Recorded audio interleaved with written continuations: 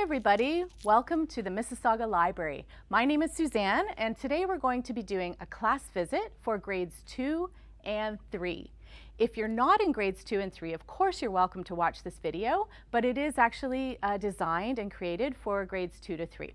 So welcome, and I know we can't be in person today to do our class visit like we normally would, but we're going to make it as best we can virtually for you.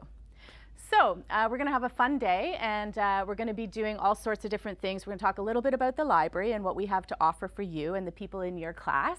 And we're also going to do some book talking with some amazing staff members who are super passionate about children's books. And they're going to tell you about some of their favorite books, both fiction and nonfiction. So before we get started, I thought we could do a song together. And I know it's hard because you can't really be in the room with me to show all the actions and how wonderful that you love the song.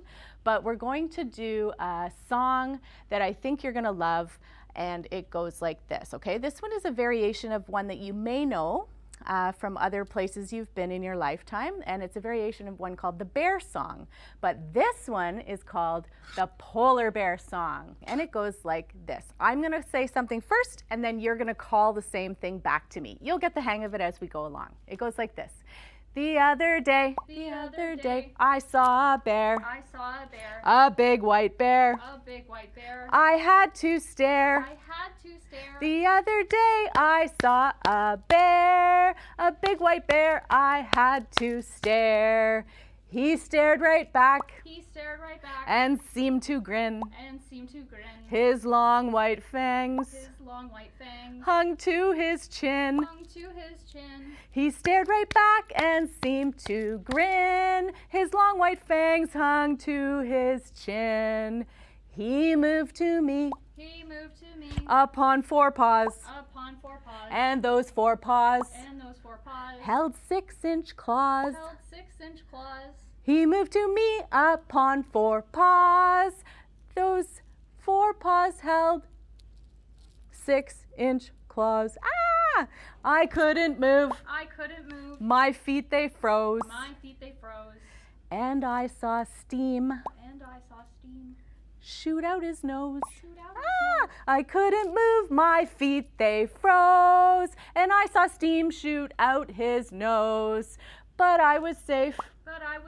Because I knew. This polar bear. Was at the zoo. But I was safe because I knew this polar bear was at the zoo. Phew! Excellent. Okay, thank you everybody. All right, so we can sit back down if you've been standing up to sing the song now. And we're just going to talk a little bit about the Mississauga Library today. So just a few things I wanted to tell you. I wanted to share some stats with you and some trivia, and I'm going to ask you a few questions to see if you know the answers to these questions, okay? How many people know, this is a very difficult question, how many public libraries there are in Canada? Anybody have a guess? What'd you say over there? 5,000? No. 100? No, there's more than that. Toronto has 100 actually. Let's see, any more guesses? 3,000? Very good. Yep, close. Well, actually in Canada right now, as of maybe a year or so ago, there are 9,057 public libraries in all of Canada. And do you think there are more libraries or McDonald's or Tim Hortons or Starbucks? Which one? Do you guys have any guesses? Starbucks? No, I don't know. McDonald's, yeah, there's a lot of McDonald's, yeah. But right now in Canada, there are 4,286 Tim Hortons. There are 1,478 McDonald's, and Starbucks, there's only 1,175. So even combined, McDonald's, Starbucks, and Tim Hortons, that total only comes to 6,939. So right there, you find out there are more public libraries in Canada than all three of those massive chain restaurants put together. And do you know why there are so many libraries in Canada, and in any country really? Because if you think about it, in any small town that you go to, there would very likely be a public library, even if it was a teeny tiny public library that was inside one small room or in the back of a schoolhouse or in the back of a church or something like that. There's always a public library in every town. but there's not always a McDonald's or a Starbucks or a Tim Hortons, right? So public libraries are very important places in all of the communities that they serve, whether they're huge communities like Mississauga, where we have a population of pretty much 800,000 people, or they serve a teeny tiny town like in northern and rural Ontario, where there may only be like 150 people in the town. They'd still have a library, right? So those are some pretty cool stats. Now I'm going to ask you a few stats about and trivia about the Mississauga Library in particular. How many branches do you think we have in the Mississauga Library? Any guesses? Let's see. 12? No, a little more than that. Yep. 15? Close. Yep. We actually have 18 libraries in Mississauga. And so wherever you live in Mississauga, you can always find a library pretty close by. So check it out. You'll be surprised at how many beautiful libraries we have in Mississauga. In fact, a couple of them have even won awards for their architectural designs in the past few years. So you might want to go around and take a look at some of the libraries, even just from the outside if you can't go in. Okay, so another interesting fact, how do you access things in the library? What do you need? Need a credit card? No. Do you need your parents' wallet? No. Well, that could help too. No, the best thing you need is your own library card. And does anybody know how old you have to be to get your own library card? Any guesses? 3, 5, 12, 18? No, not 18. Actually, you can be 1 day old. Even babies, we promote library cards. So babies, your younger baby sister or your little cousins who were just born, we always promote to parents to get their child's first library card as soon as possible to instill a love of reading at the very earliest stage possible. So yeah, all of you can get your own library card. Some of you may already have one, which I hope so, but if not, go on over to your local public library and you can get yourself a library card today. Just bring your parent with you and make sure they have some ID to show where you live and whatnot. So yeah, get your own library card. Then, once you have your own library card, it opens up all sorts of doors and windows to different materials and resources that you can get your hands on. And if you don't want to go in person to the library, you can use your library card to access materials online. So those are things like books, e-books, different types of resources that we have. We have music, we have videos, we have online access to databases and educational resources, so check it out. You can use your library card for all sorts of different things at the library. Also in person, we have tons of things. So right now we've opened back up our doors in Mississauga. So make sure you go into your library and check out all the different materials that you can check out with your library card. Okay, another little question I want to ask you is, how long can you keep your library materials out if you have physical items? Anybody know? 5 days? Oh, that's too short. I can never read a book in 5 days. 7 days? Oh, still too short. What if I'm not done? Well, you can actually keep your books out for a 3-week period. So after you check them out, you get a little slip of paper, or online you can see when your due date is. It's usually 3 weeks for most items. We do have some items, however, that are 7 days, but don't forget, if you're not finished with your materials, you can always renew them. And that means that you can go back onto your account online and you can see if that item is available. If there are no other people waiting for it, no holds on it, then you're welcome to renew your item. And you can renew it up to 5 times per item. So let me think, 5 times 3 weeks. How many weeks could I actually keep an item out for then? 15 weeks? I can certainly read a very thick novel in 15 weeks if that's the case, right? Now, they're not always available again, but it's certainly worth a shot if you really love an item, or you can simply put the item on hold and you can get it back again once the other person in front of you has had it. So those are some great tips for using the library. We also have tons of other fun and interactive programs and services that you can take a look at on our website. So make sure you check out mississaugalibrary.ca and you'll see a list of all of our virtual children's programs, our teen programs, maker, robotics, coding. We have everything, something for everybody for sure. Now, what we're going to do next is we're going to head over and see a couple of my amazing friends and colleagues, and they're going to talk to you about some of their favorite books for grades 2 and 3. So I'll see you at the end of the book talks. Have fun, everybody. Hi, I'm Allison from the Mississauga Library, and the book that I want to tell you about today is called Finding Winnie, the true story of the world's most famous bear. The author is Lindsay Maddock, and it's illustrated by Sophie Blackall. I'm sure all of you know who Winnie the Pooh is, but I bet a lot of you don't know that the character is based on a real bear from right here in Canada. This book tells the story of Harry Colburn, who was a veterinarian on his way to England to tend horses in World War I in 1914. He was on a train from Winnipeg when the train stopped at a small station, and Harry saw a man with a baby bear cub. He thought there was something very special about the bear, so he bought her for $20, which was a lot of money in those days. Finding Winnie tells the story of a special friendship between Winnie and Harry. You'll find out how Winnie ended up at the London Zoo and how there she met a very special boy named Christopher Robin, and how they became the best of friends. There are some real photographs at the back of the book, as well as some of Harry Colburn's items from during the war, including his diary from 1914, from August 24th, 1914, where he wrote, "On train all day, bought bear, $20. You won't be disappointed reading this true tale of a bear called Winnie. Happy reading. Hi everybody, my name's Emily and I'm here with the Mississauga Library to tell you about one of my favorite book series, Erie Elementary, and these books are by Jack Chabert and Sam Ricks. So, the hero of our book, Sam Graves, it's his first day as a hall monitor, and he's really excited. He's excited to help kids find their locker, he's excited to tell kids to stop running in the hall, but what he did not expect was that the creepy janitor is going to tell him that his school is alive. Actually alive. And not just alive, the school is evil and is trying to ruin various school events, and it is Sam's job as a hall monitor to stop this from happening.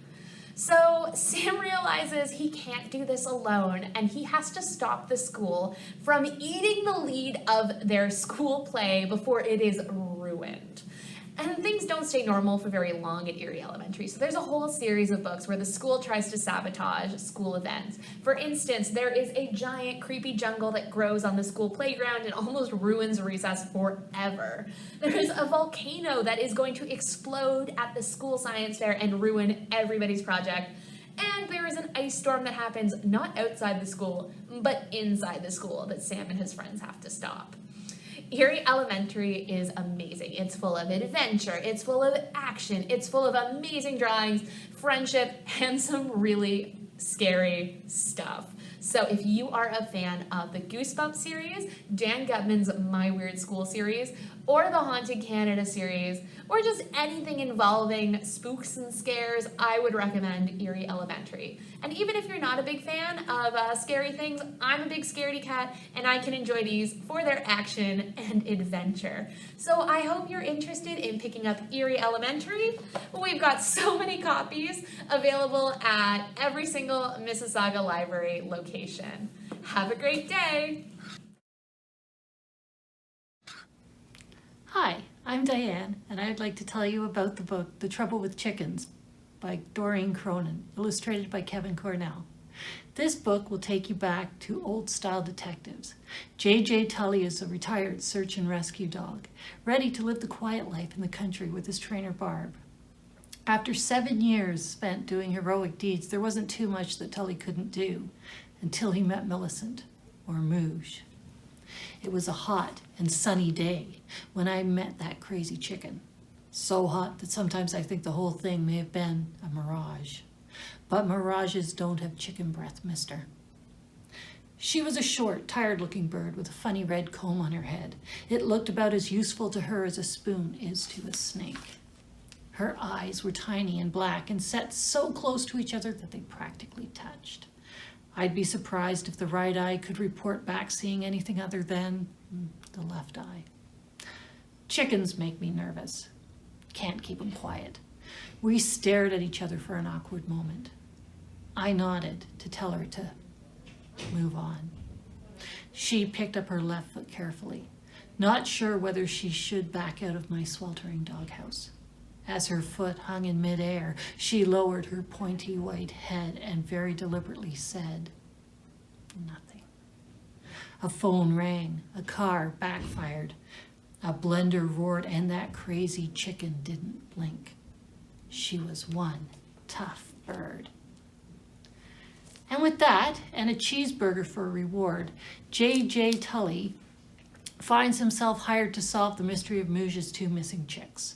The clues or smells have been washed away by a storm, and just when things seem hopeless, a note is found. What does the note say? And what do these words behoove, rendezvous, and twilight have to do with the case? What does RHBWR mean? And who is responsible for the missing chicks, and why were they taken? And will J.J. Tully ever be able to live the quiet life in the country, chicken-free? If you want the answers to these questions and more, you'll have to read The Trouble with Chickens by Diane Cronin. Hi everyone, I'm Moira from the Mississauga Library, and I'm here with a book recommendation for you today. The book I'm recommending is called Desmond Cole, Ghost Patrol, The Haunted House Next Door by Andres Miedoso. When Andres and his family move to Kerrsville, he quickly discovers that their new house is haunted. Andres, who is terrified of absolutely everything, is not equipped to handle this problem. Luckily, he soon meets the boy next door and discovers that Desmond Cole is the town's best resource for handling all things supernatural. Ghosts, vampires, monsters, you name it. Andres isn't quite sure what to make of Desmond. Andres likes things normal and boring, and Desmond's a little weird. This is the story of an unlikely friendship in a town where things are a little spookier than usual. The Desmond Cole Ghost Patrol series has 13 books in total, so if you like this one, there's plenty more. And if you're looking for a book that's a little supernatural and a little spooky, but definitely more fun than scary, then this is a great pick for you. If you read it, I would love to hear from you. Let me know what you think. Happy reading! Hey everybody! Wow, weren't those amazing? Oh my gosh, I'm so excited to read some of those books myself. I haven't even heard of some of those ones. So I hope that also inspired you to take a look at the library and see what sort of books you can find for yourselves. There's fiction and nonfiction. Remember, what does that mean? Fiction and nonfiction. Something I always keep in my mind, because it's actually, I don't know what librarian ever invented this. It's almost the opposite of what they should be, right? So fiction actually means fake. So I always think of those two F words together, fiction and fake, or stories, right? They're made up.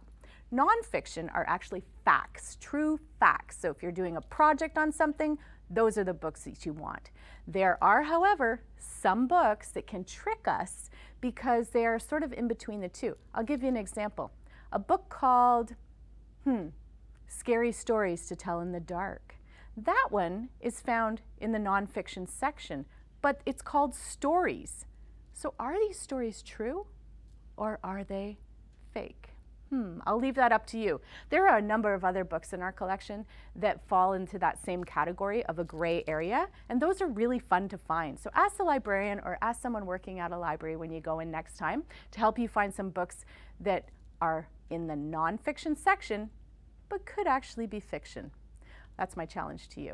Okay, everybody, I hope you really enjoyed today's book talks and your class visit. And I do hope to see everybody, and we all hope to see all of you in person to do your next class visit next year. So have a great day, take care, be well, stay safe. Bye.